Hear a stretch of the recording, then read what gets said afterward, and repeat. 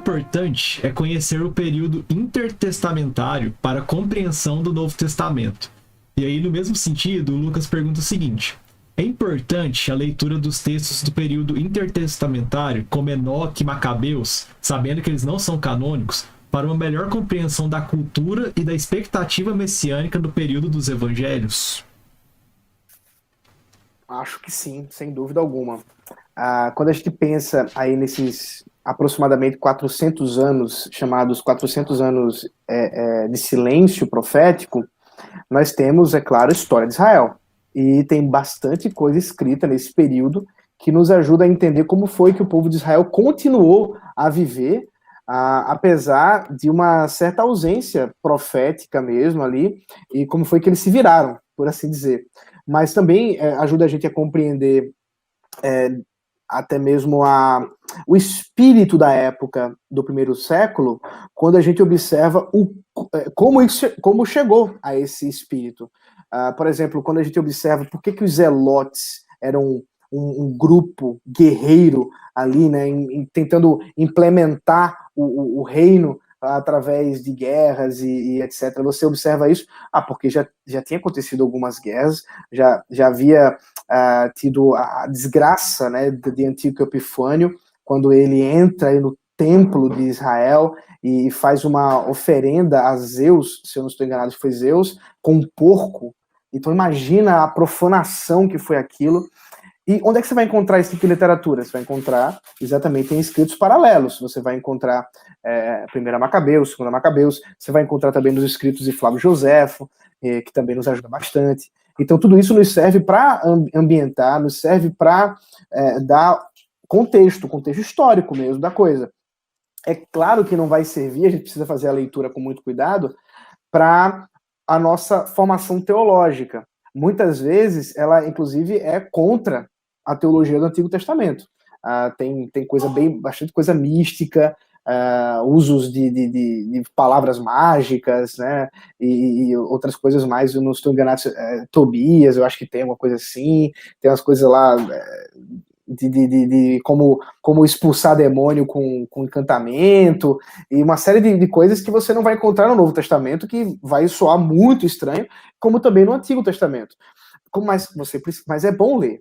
É claro que essa é uma leitura mais madura, é uma leitura que geralmente é bom fazê-la acompanhado de mais alguma coisa, algum livro para acompanhar, algum comentário, alguma introdução ao Novo Testamento. Toda introdução ao Novo Testamento boa, ela vai ter uma série de comentários sobre esse período intermediário, esse período chamado de silêncio profético, e, portanto, ele ajuda. Uma outra coisa interessante é a formação, por exemplo, do povo samaritano. Ela vai se solidificar exatamente nesse período. Então, para você entender o diálogo da mulher samaritana com Jesus, é bom compreender esse período intermediário aí, esse período que separa o Antigo do Novo Testamento. Então, sim, vale a pena a leitura. Hoje, nós já temos, inclusive, outros documentos, além desses que nós geralmente chamamos de apócrifos ou pseudoepígrafos. Esses documentos mais recentes, por causa da biblioteca que foi achada em Qumran, né, dos manuscritos do Mar Morto, você tem ali o da comunidade essênia, aí já é uma outra coisa que, inclusive, é muito usada por uma outra pergunta que vai vir daqui a pouco, que é o pessoal da NPP, a Nova Perspectiva de Paulo, ou em Paulo, que se fundamenta bastante nessas comunidades paralelas, né? E eu vou falar sobre isso mais para frente, vou guardar uma historinha que eu tenho para contar mais para frente. Adianta essa pergunta aí, moço. Cadê Kaique essa pergunta aí? Vamos lá, deixa eu achar Paula, aqui. já mete bronca aí. Qual que é o número dela? A pergunta da Luísa também, que ela diz: de que forma a NPP nos ajuda ou atrapalha a formular uma teologia bíblica do Novo Testamento? Então. Agora é a hora. Agora que eu vou gravar. Melhor não, hein?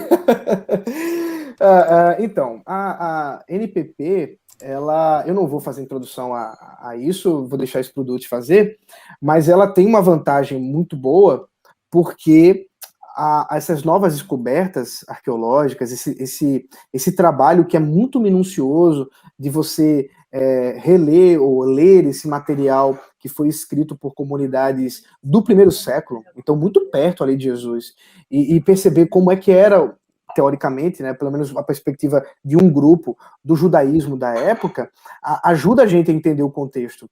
Mas é claro que se a gente se conectar demais ou der muito valor a esses escritos em detrimento do Antigo Testamento e do próprio Novo Testamento, vai cair numa interpretação equivocada, que eu acho que é exatamente o que acontece. A minha opinião é que a NPP está errada, né?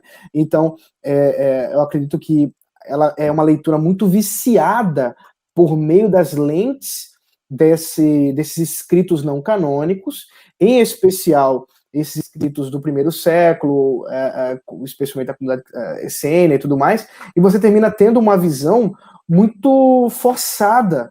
E eu vou contar a história que eu disse que ia contar, que é o seguinte: há um tempo atrás, uns anos atrás, eu tive a oportunidade de ouvir uma aula, de assistir uma aula com o curador dessa biblioteca, né, dos manuscritos do Mar Morto, um judeu, que é argentino, inclusive, e ele, um grande especialista, obviamente, em Antigo Testamento, um cara versado no Antigo Testamento, mas extremamente liberal, né? Só para dar um exemplo, ele comentava lá do primeiro Isaías, do segundo Isaías, do terceiro Isaías, né? Então, ele não acredita que existiu um Isaías, mas que existiu pelo menos 3 autores que compõem o livro de Isaías, ou talvez 3 momentos históricos do povo de Israel, com autores distintos, ou grupos de autores distintos, para escrever essa profecia de Isaías. Então, por que geralmente se faz isso? Por causa, obviamente, dos acertos de Isaías. Né? Isaías acerta tão bem que o povo duvida que seja verdade. Mas aí, voltando, o argumento dele na palestra, a aula foi uma só, era mostrar a relação entre João Batista e Jesus e tentar provar que João Batista era um dissidente da comunidade essênia. Então ele vai citar muitos documentos dos essênios e fazer um paralelo com aquilo que João Batista fala nos evangelhos, que os essênios defendiam, e consequentemente Jesus, como um discípulo de João Batista, seria apenas o cristianismo seria apenas uma dissidência do judaísmo essênio. Veja, se a gente depender disso aí, nós jogamos o Novo Testamento todo na lata do lixo. Mas qual o problema dessa leitura dele viciada? É que ele está fazendo uma leitura das categorias de João Batista e de Jesus a partir dos essênios, quando deveria estar fazendo do Antigo Testamento. Então, quando você vai fazer essa leitura a partir daquilo que os essênios entendiam do Antigo Testamento, e agora para entender o que João Batista entendia a partir da leitura do que os essênios entendiam do Antigo Testamento, pronto.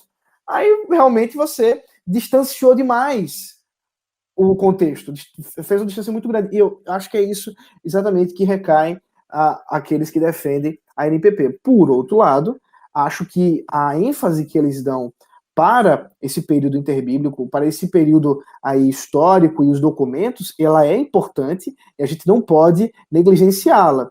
E aí, é claro que nós estamos em um nível acima dos nossos irmãos reformadores, dos nossos irmãos puritanos, que não tinham esses documentos, que não tinham acesso a esse tipo de revelação, por assim dizer, histórica, né? Não revelação bíblica, mas uma revelação histórica, mas que nos ajuda a contexto, mas não é canônico, e a gente deve tomar muito cuidado do que a gente conclui, as hipóteses que nós levantamos a partir da leitura desses escritos e do quanto vai ficar viciada a nossa leitura. O Gerhard Voss faz uma distinção que eu acho que é muito importante para esse período, apesar dele não conhecer nada disso, né, ser anterior, que é não confundir o Antigo Testamento com o judaísmo. Porque o judaísmo, enquanto fenômeno histórico, né, ele teve uma série de mudanças, tinha uma série de promessas messiânicas que eles interpretaram de outro jeito, e quando Jesus veio, estava bem presa à promessa em Isaías, em Jeremias, mas eles esperavam outras coisas, por causa de problemas interpretativos deles. Agora, isso acontece, isso que o Ronaldo falou da NPP, né, dessa nova perspectiva sobre Paulo, não acontece só com Paulo, acontece no Antigo Testamento também. Por exemplo, a gente pega a obra do John Walton. Há um enriquecimento, isso que o Ronaldo falou, há um enriquecimento da gente perceber que o documento bíblico, ele diz respeito a um contexto onde ele surgiu e os leitores daquela época, o que eles entenderiam, isso que a gente falou, dos pactos, né, dos acordos, etc. Agora, você tentar reduzir ou responder tudo que o texto bíblico faz ao ambiente do Oriente Próximo, né, que é o que a gente chama sempre de AOP, isso é um reducionismo. Porque, e aí o que vai girar? Se você só tem essa agenda de explicar tudo por ambiente do Oriente Próximo, aí quando tem profecias, quando tem antecipações, igual em Isaías, qual que é a sua tendência de dizer, não, aqui ele não antecipou, aqui na verdade é outro autor. Porque você tira a sobrenaturalidade, há um pressuposto aí de anti-sobrenaturalismo. Então, essas coisas enriquecem, é claro que enriquecem. Agora, tentar resolver todas as questões com, não, isso aqui na época queria dizer isso aqui. Por exemplo, tem passagens lá no Mundo Perdido de Adão e Eva, quando ele vai falar da serpente, né, que ele dá uma volta tão grande para falar o que era, e no final não fala nada. Mas por quê? Porque tem uma serpente falando ali.